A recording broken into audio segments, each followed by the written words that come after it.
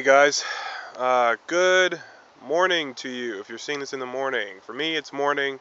I don't know about you guys, but this is one of the most beautiful days that I've experienced here in Russia since I've been here nearly for 3 to 4 weeks now. Man, it has been just mostly rainy, mostly very cloudy, very, very cold. I mean, I was sick with a terrible sore throat, probably the second week that I was here. The following week, I had a terrible cold. Now I'm actually feeling pretty good, although I have a little bit of congestion. Nonetheless, I want to say hi to everybody, and I want to just briefly have another episode of Life Knocks. Very, very, very short, because I have to hold the camera here in order to effectively speak to you. I'm out here in the beautiful forest. Well, if you could call that a forest. I guess this particular area is more of a clearing where they've set up, telephone poles and stuff. But I mean, this is just such just a beautiful, beautiful location. The sky is blue. The clouds are just beautiful today. And it hit me this morning when I was shaving. I was thinking, you know what? I am here. I am in another country. I Very few people speak my language. I mean, I literally am 99% of the time I'm communicating via charades. Most people do not speak English that I've encountered here in just the places that I've been. And I mean, it has been the house that I'm living in.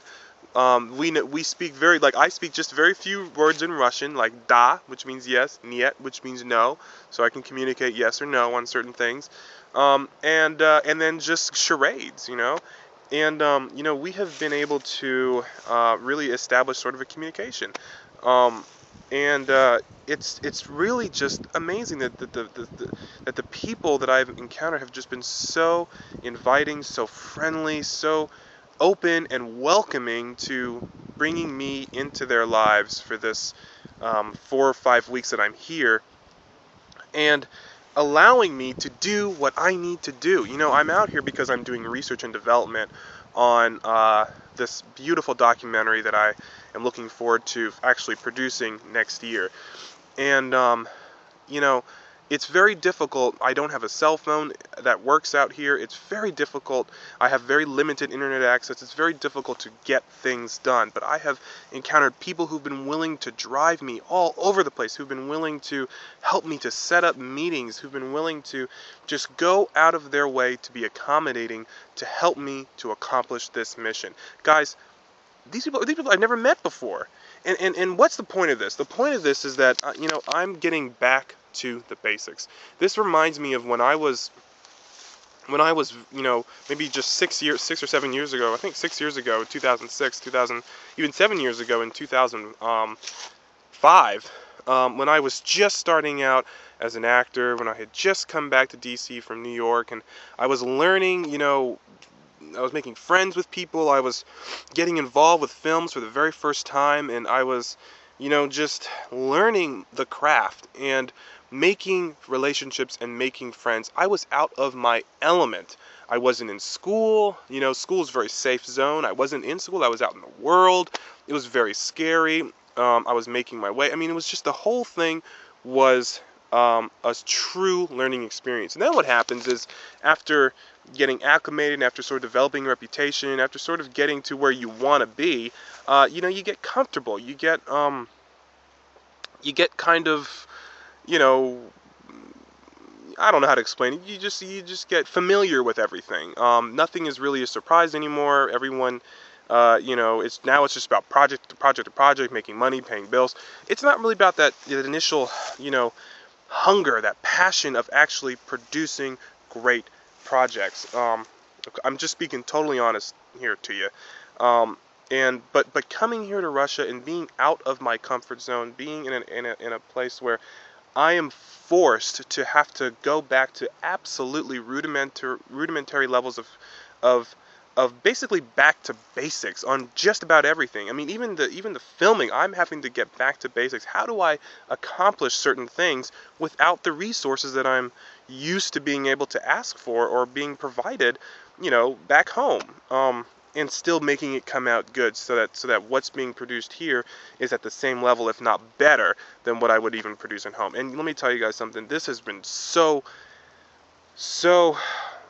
encouraging for me, so passionate for me, such a powerful experience where I have literally been able to grow like you would not believe.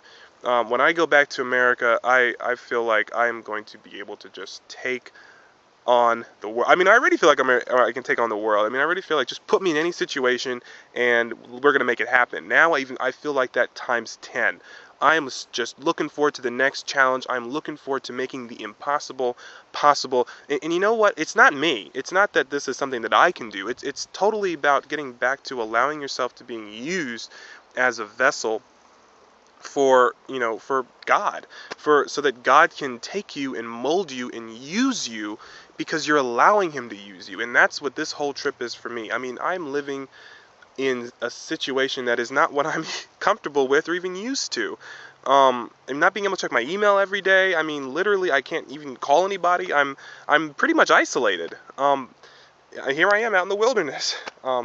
But it's doing something for my soul. It's reinvigorating me. It's bringing me back to the passion that I have, in some sense, kind of found myself drifting away from, with all the other things that we get distracted with, in our day-to-day lives. So I just want to encourage you guys out there. If you have a passion, if you have something you want to do for your life, if there's something you're really good at, you just think, man, this is what I'm put on this earth to do.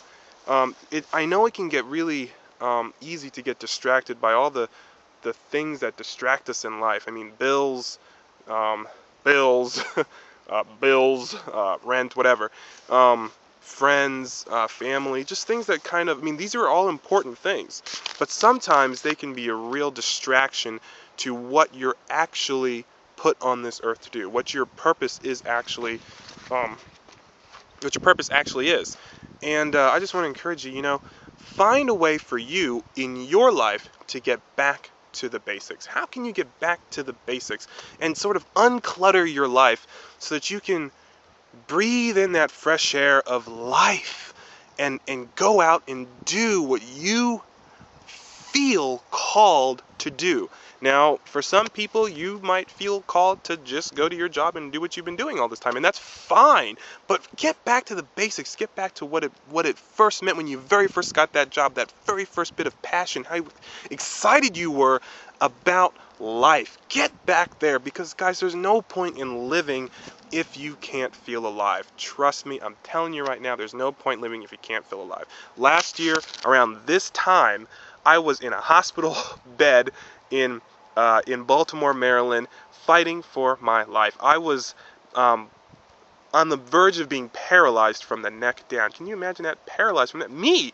I can't even fathom that. And yet that was my life just 1 year ago. And just a year later, we've got so many projects cooking, so much opportunity.